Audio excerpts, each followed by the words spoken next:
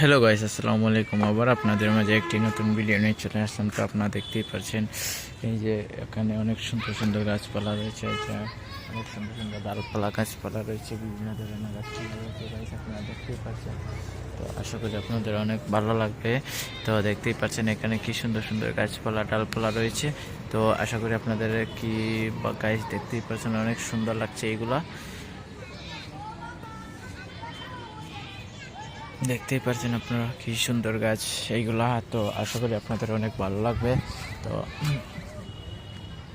দেখতেই পাচ্ছেন অনেক সুন্দর সুন্দর গাছপালা রয়েছে আপনাদের।